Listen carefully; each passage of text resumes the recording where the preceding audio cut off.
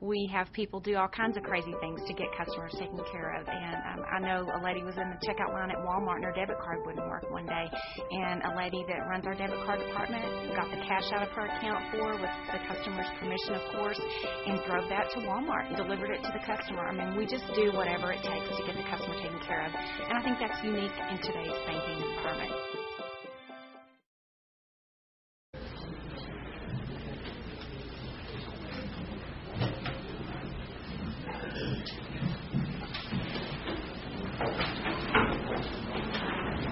Good afternoon. We would like to ask our City Attorney, Mr. Norris, to open with an invocation. Let's pray. Father, thank you for the innumerable blessings that you bestow upon us each day. We came again to think of all of them. We thank you for the promise of rain coming this week. We know how badly we need that. We thank you for that. We ask for your wisdom in this meeting today over these elected officials. Thank you for their service. Honor them and their families. In Christ's name.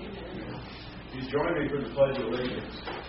I pledge allegiance to the flag of the United States of America and to the republic for which it stands, one nation under God, indivisible, with liberty and justice for all. Thank you.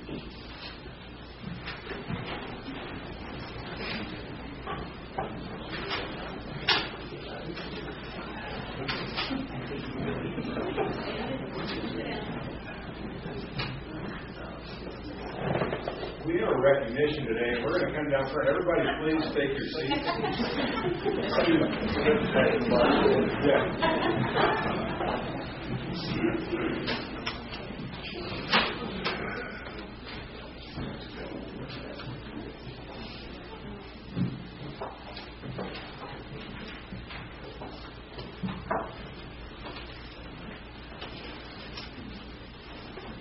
We have a distinct privilege today to recognize some officers who've done an extraordinary job.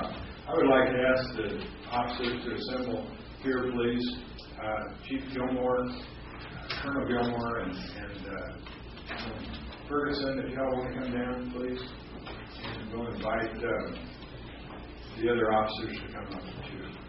Please. The honorees. We have 5 members of the Amarillo Police Department who received 2 very special and prestigious awards.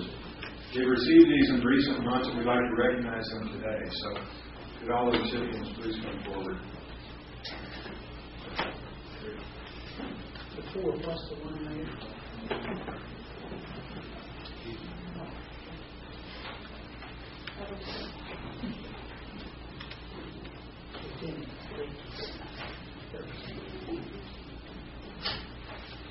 Well, this is a very important occasion for the city. First, Officer Christopher Cruz, then Vanilla King, Quinero Mascal, Cole Thurman received the 2011 State of Texas Law Enforcement Achievement Award of Valor. These 4 officers received this award for responding to and rescuing people from a flaming car wreck. Captain Harris and Sergeant Hooten are here to read the citation for this award and introduce the officers. Captain Harris and Sergeant Hooten, please come. And actually, I want to let Sergeant Hooten do that. He's actually the supervisor who wrote this up and presented it and did an outstanding job and traveled with them to Austin earlier this year to make the same presentation in front of the state agencies. So, Sergeant Hooten, did that. First, to introduce the officers to my immediate right, Officer Vanilla King, Officer Chris Cruz, Officer Corino Maniscal, and Officer Cole Thurman. On May 31st, 2011, at about 12:50 in the morning, several officers were sent to a major accident involving 2 occupants that had crashed into a pole at 3800 Northeast 24th Street. The 2 occupants had been drinking and were seriously injured from the crash alone, but the car also began to catch fire and burn violently. 4 officers that arrived on the scene found the car fully engulfed in flames in the engine compartment, and the fire department had not yet arrived. Officers Chris Cruz, Cole Thurman, Corino Maniscal, and Vanilla King began systematically attacking the flames with every fire extinguisher they had. The flames were now shooting up over the hood and onto the windshield. The officers began to break the windows in order to free the trapped driver and passenger, who were both unconscious, but they quickly began to run out of usable fire extinguishers. Officers Thurman and Cruz are seen on video literally prying the front passenger door down from the top middle portion of the car frame in order to get the front right passenger out before he burns completely. The flames are now burning through the dash and into the passenger compartment. As the passenger is removed from the pried open door, officers report that his skin begins to slide off because of his serious burns. The officers had to cut his clothes off because they were still smoldering. Once the passenger is safely moved far enough away from the car, you can see the car explode in flames. However, all four officers return to keep fighting the fire to remove the driver. The driver is trapped and in the damaged car seat and cannot be removed. As the fire department arrives and begins to extinguish the flames, they are unable to remove the driver until they use the jaws of life, removing the entire seat with the driver. In the face of intense heat, fire, smoke, and obvious danger for their own lives, these four officers put their own safety aside to rescue two citizens they didn't know. Because of their heroic actions, two men were saved in spite of their serious injuries. Both men suffered broken bones and severe burns from the crash and were airlifted to Lubbock, but they survived a painful and horrific death.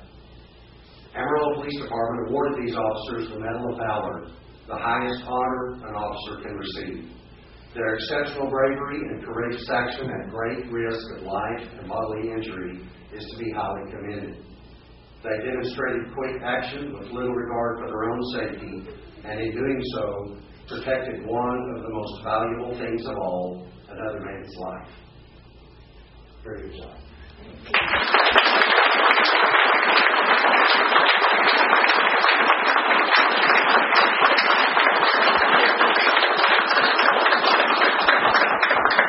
This is an absolutely extraordinary story, and I would like to ask the Commissioner to pass my congratulations.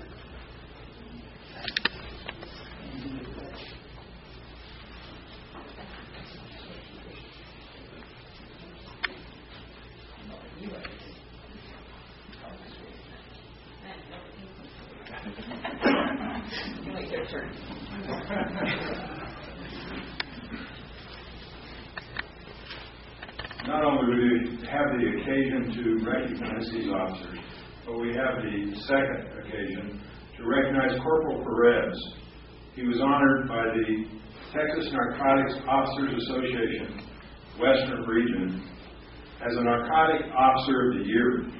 Corporal Perez's work was instrumental in identifying and apprehending numerous individuals involved in illegal drug trade. Lieutenant Terry Rickey is here on behalf of Corporal Perez to accept the recognition. Lieutenant.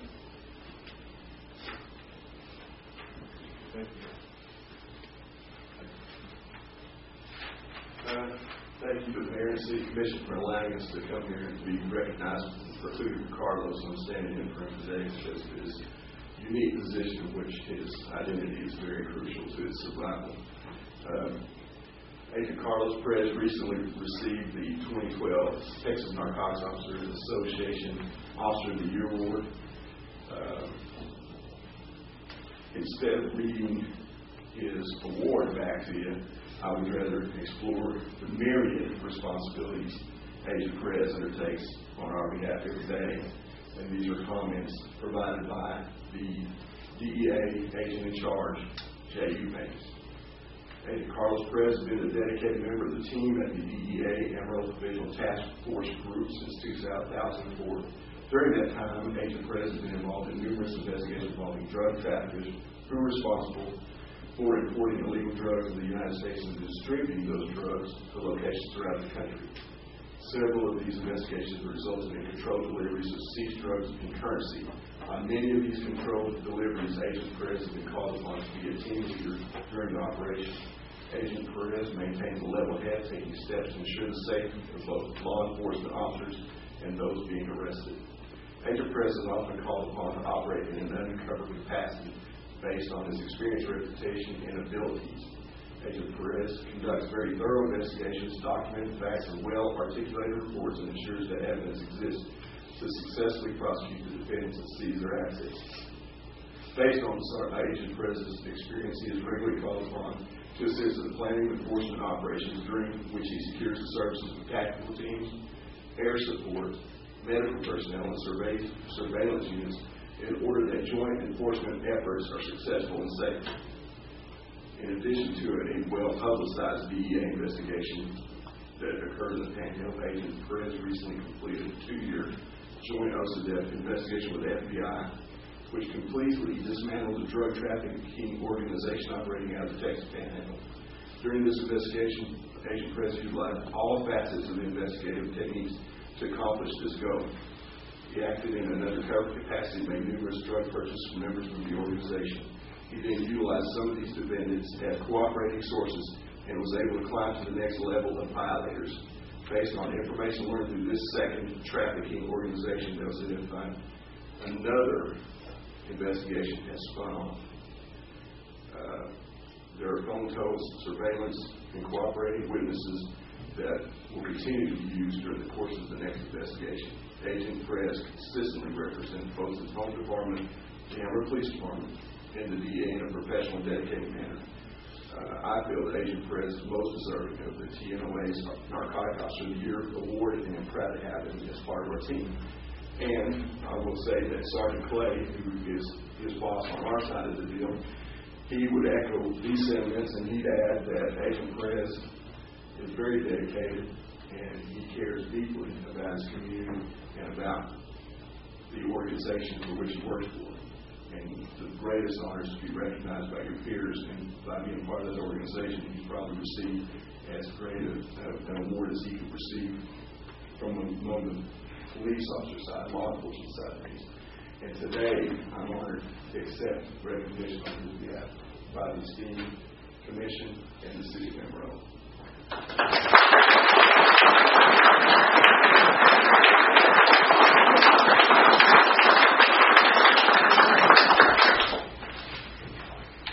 Well, this is quite an honor. You know, what Corporal Perez did, we can see from the recitation, went above and beyond what anybody would expect. Very complex situation to be involved in. As far as these 4 officers, they're like our other officers. We couldn't be prouder of them. They responded with instinct and training, no thought of becoming heroes, and they're all definite heroes. So we thank you for your work.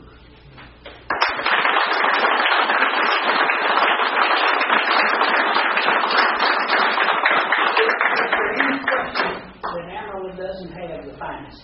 No. This is proof. Way to go.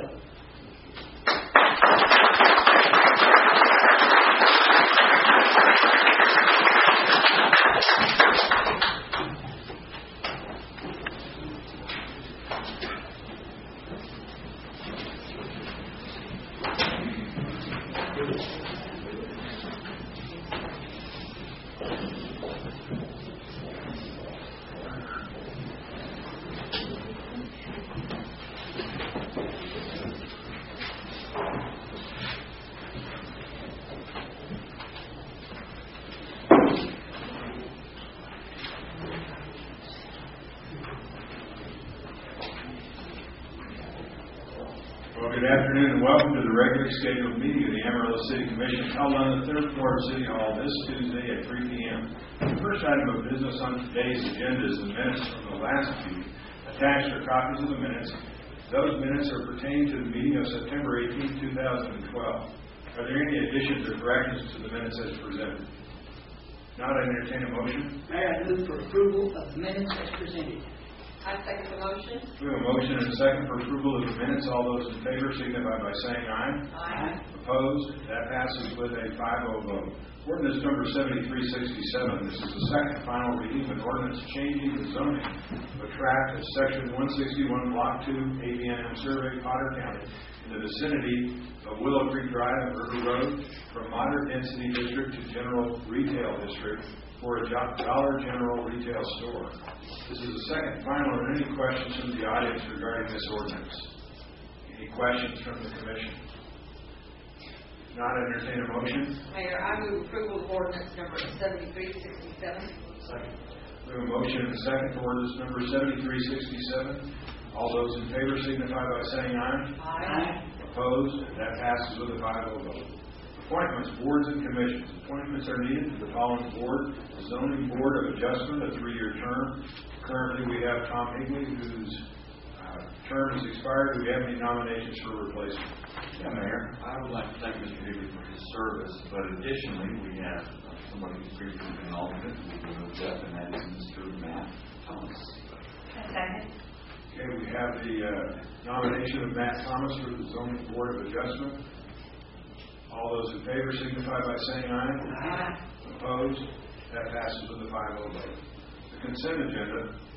The following items are recommended for approval by the city manager to be authorized to execute all documents necessary for each transaction. A is the purchase of tractors.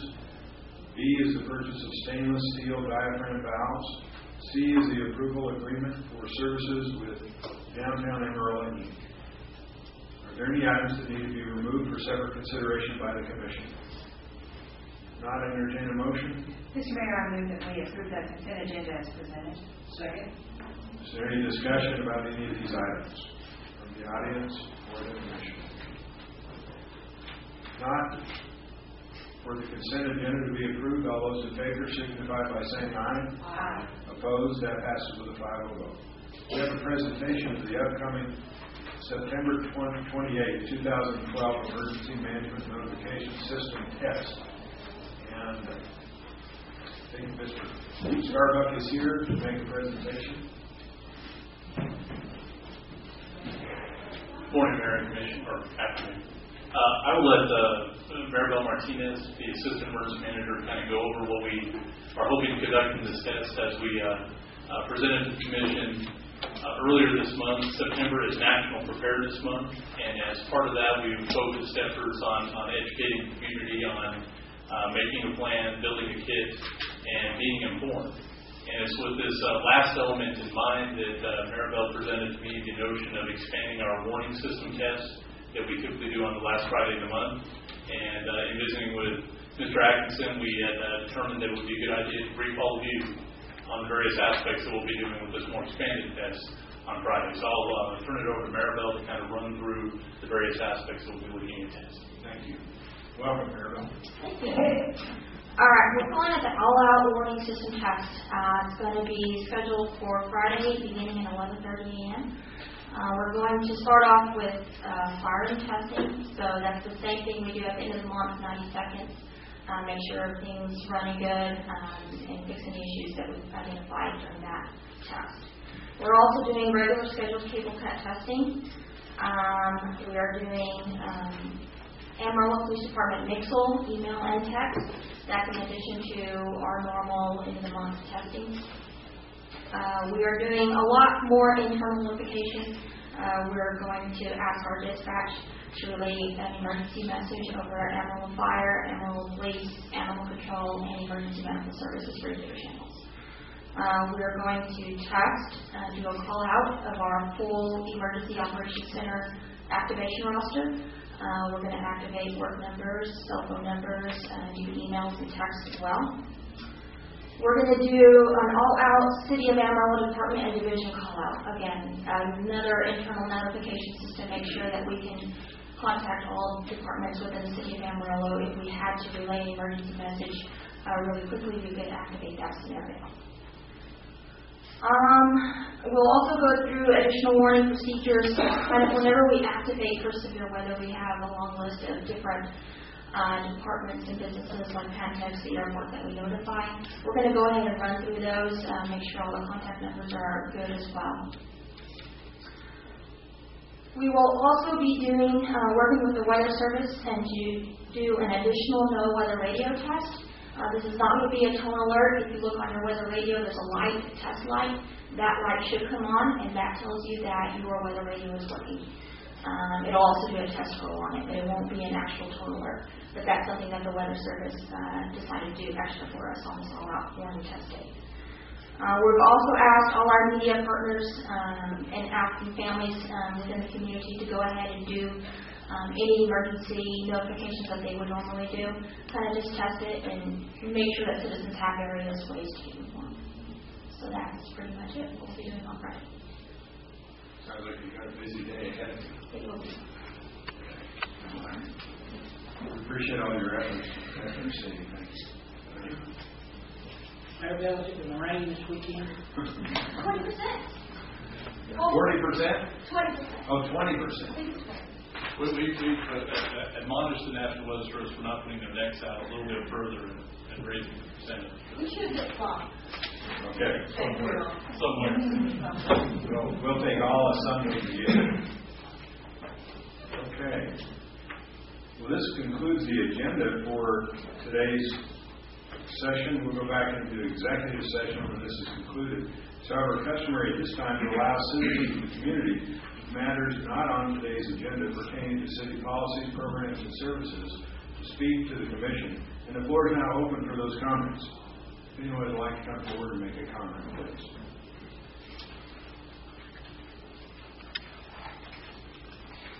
Robert Tolliver, 4400 Southwest 3rd Avenue in Amarillo. Charter, Article 2, Powers and Division 1, General Section 2, Ordinances generally enacted, enforcement. The City of Amarillo shall have the power to enact and enforce ordinances necessary to protection, health, life, and property. It goes on further to say, provided that no ordinance shall be enacted inconsistent with the provisions of this charter or the general laws or Constitution of the State of Texas. The language of Ordinance 7366 is inconsistent and conflicts with the State of Texas Transportation Code, specifically in the municipality's legislative body, the City Council's attempt to, quote, supplement in nature and have actually attempted to redefine the state's previous definition of wireless. It is a violation of Texas State Local Government Code, Section 51.012. The City Council has broken and violated Robert's Rules of Order made to Ordinance 7366 as presented on 9/6/12 for the first reading and receiving approval 4-1. According to Robert's Rules and the Amarillo Policy and Procedures for enacting an ordinances, Number 7366 had significant and substantive changes, thereby creating a different and thereby a new ordinance. And said new ordinance must go through the process, and it did not. Therefore, the ordinance is invalid. As the City Council, City Manager, Mayor, and City Council knowingly, willfully, and intentionally presented and misrepresented Ordinance 7366 and passed a defective and invalid ordinance, you not only have violated public trust, but you have violated your fiduciary responsibility as elected officials, the legislative body of Amarillo, including but not limited to breaking Robert's Rules of Orders, violating the Home Rule governance and statutes of the Charter and Code of the City of Amarillo. Be it further known, you have willfully, knowingly, and intentionally broken Texas State Code, Section 51.0.12, Ordinance Regulations. And additionally, the same section, 51.003, the Texas State Code, Municipal Act, or preceding presumed valid. Item B, this section does not apply to number 4, an ordinance that, at the time it was passed, was preempted by statute of this state or the United States. You've also been in violation of the Amarillo, Texas Code, Division 1, Section 2. All of the actions listed above, as I've stated, are a declaration from me on the actions taken on September 18th and renders Ordinance 7366 invalid, null, and void. Further, violation of Robert's Rules and your fiduciary responsibility and your willful and knowing actions, each member collectively and individually may be open and vulnerable to legal charges and discipline. Time. Would anyone else like to make a comment, please?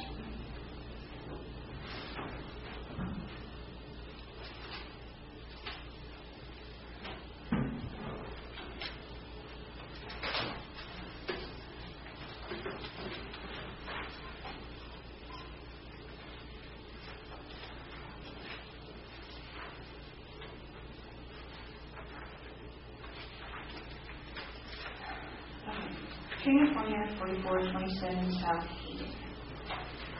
I feel that I must address some of the comments following my statement last week. First, I stated that DJ students had lied to this commission. If you watch the video of the work session of the City Commission that is on the Amarillo Independence website for January 24th this year, at the 53-minute and 2-second mark, there begins an exchange.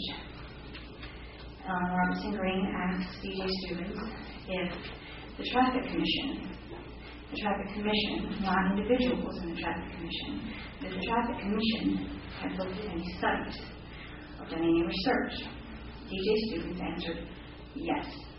What I provided you was the information that was given to the Traffic Commission. I got that information from Taylor Withrow the week after that meeting. There is in that, there's some sample ordinances, there's some information about what other cities and states have done in regards to electronic devices while driving. There's a bullet sheet on some information on distracted driving, specifically texting while driving. But there's nothing in there that, in my opinion, can be considered research. It's not a study. There's some citations of studies. But none of that was even discussed in that meeting. I was there. I was at that meeting. And I have requested audio of that meeting, which I haven't received any word back from yet.